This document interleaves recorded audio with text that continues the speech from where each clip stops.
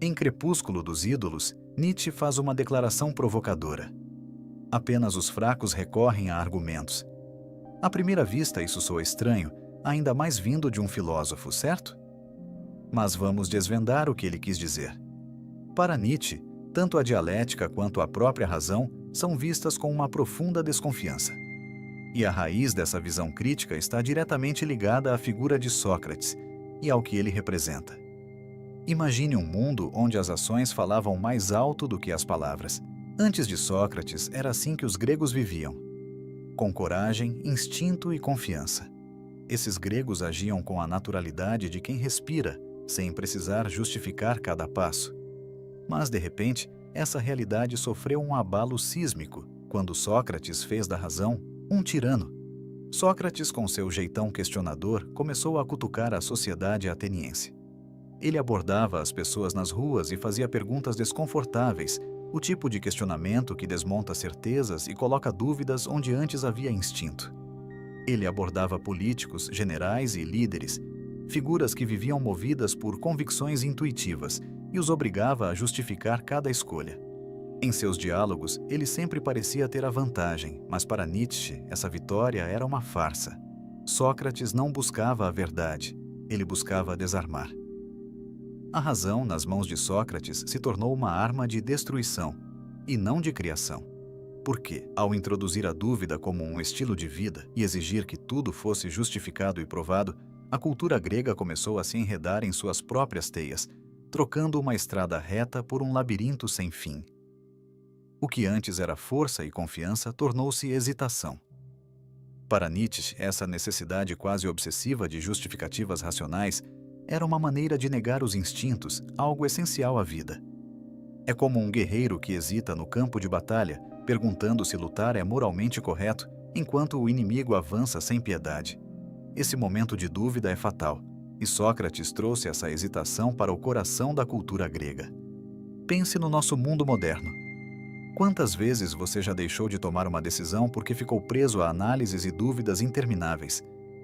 O excesso de racionalização herdado de Sócrates é um problema comprovado até mesmo para a neurociência moderna, pois o seu contraponto, a intuição, é muito mais eficaz. Longe de ser algo místico, a intuição é um processo cognitivo muito bem documentado pela ciência e é muito mais eficiente do que a razão para a maioria das nossas escolhas.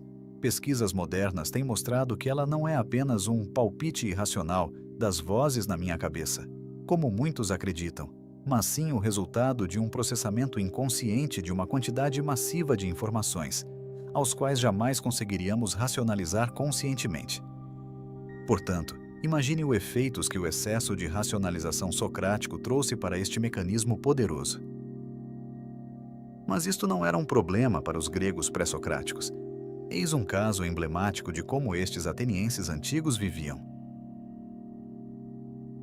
Antes de Sócrates, o poder era exercido de forma direta, sem rodeios. Um exemplo perfeito disso é o Diálogo de Melos, registrado por Tucídides durante a Guerra do Peloponeso. Nesse episódio, Atenas, em seu auge, exige que a pequena ilha de Melos se submeta a seu domínio, pois era mais fraca. A justificativa é breve: os fortes fazem o que podem e os fracos sofrem o que devem. Para Nietzsche, esta frase é a essência do pensamento dos gregos pré-socráticos, que eram assertivos e confiantes. Melos tenta argumentar, apelando para a moralidade, a justiça e até a intervenção divina. Mas os atenienses são diretos. A justiça, conforme é compreendida no mundo, aplica-se apenas entre aqueles com poder equivalente. Não é como se fôssemos os primeiros a criar esta lei ou a agir de acordo com ela quando foi criada. Encontramos ela já existente antes de nós e a deixaremos existir para sempre depois de nós. Tudo o que fazemos é usá-la, sabendo que vocês e todos os outros, tendo o mesmo poder que temos, fariam o mesmo que nós. Os atenienses não se preocupavam em justificar suas ações. Eles não precisavam. Para eles, o poder era uma razão suficiente. Se podiam conquistar Melos, era porque tinham o direito de fazê-lo. Mas será que estamos prontos para encarar as implicações desse pensamento? Você já se perguntou de onde vem nossa noção de bom e mal? Nietzsche mergulhou fundo nessa questão, mas não pelo caminho tradicional. Ele percebeu que o que é considerado bom em uma cultura pode ser visto como mal em outra. Então, em vez de aceitar esses conceitos como absolutos, ele foi atrás das origens. Ele buscou os motivos que levam certos grupos a adotar certos valores, enquanto outros o rejeitam. E descobriu, após analisar diversas culturas ao longo da história, duas tipologias: a moral dos senhores e a moral dos ressentidos. Nas palavras de Nietzsche, em uma perambulação através de muitas morais, mais refinadas e mais grosseiras, que até agora dominaram sobre a Terra ou ainda dominam, encontrei certos traços retornando junto regularmente e ligados um ao outro, até que, por fim, dois tipos fundamentais se denunciaram a mim e ressaltou uma diferença fundamental: a moral de senhores e moral de ressentidos, para além de bem e mal, 260. Mas o que seria a moral dos senhores e a moral dos ressentidos? A moral dos senhores é a moral dos gregos anteriores a Sócrates, a moral de homens fortes, confiantes que exerciam seu poder sem justificações. Para eles, o bom está associado ao que é forte, vibrante e afirmativo, enquanto o ruim é simplesmente aquilo que é fraco ou incapaz. Em contrapartida à moral dos senhores, surge a moral dos ressentidos. Nietzsche descreve que essa moralidade é uma resposta daqueles que não têm poder para afirmar a vida diretamente. Incapazes de criar valores próprios, os ressentidos negam os valores dos nobres e os invertem. O que antes era força se torna arrogância. O que antes era orgulho se transforma em pecado. Essa moralidade nascida do ressentimento não afirma a vida, mas a nega, glorificando fraquezas como a submissão, por exemplo. Segundo Nietzsche, Sócrates marcou o início desta moralidade dos ressentidos, não como seu causador, mas como um sintoma da decadência que já estava em decurso.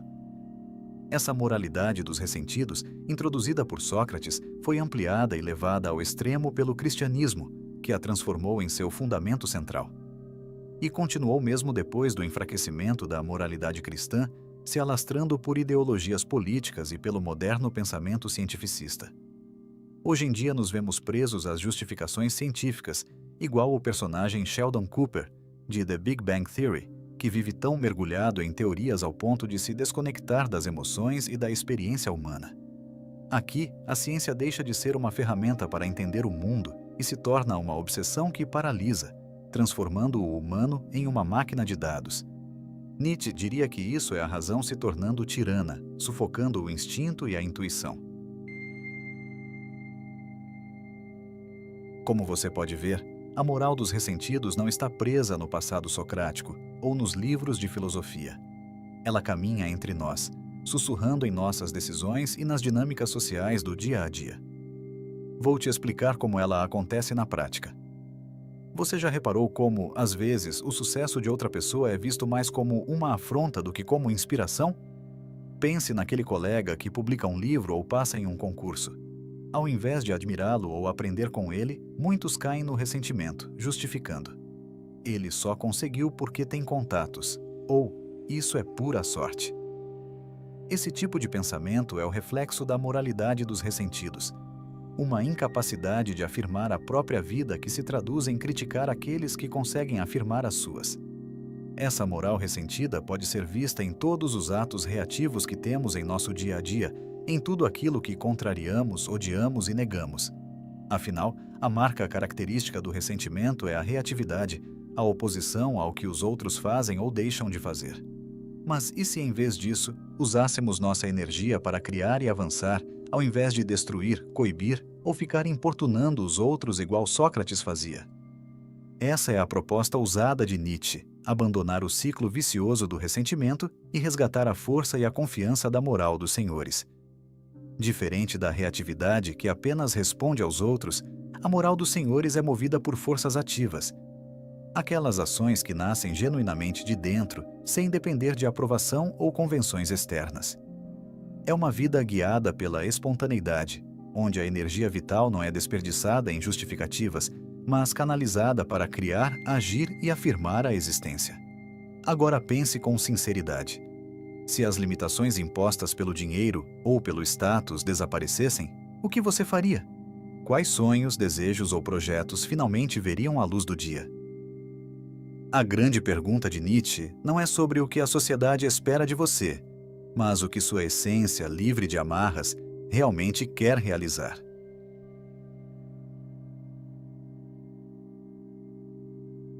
Se esse tema despertou sua curiosidade, recomendo o capítulo 2 de Crepúsculo dos Ídolos, chamado O Problema de Sócrates. E antes de sair, considere deixar o like aqui no vídeo. Para você pode ser só um clique, mas para a gente faz toda a diferença. Era isto. Até a próxima.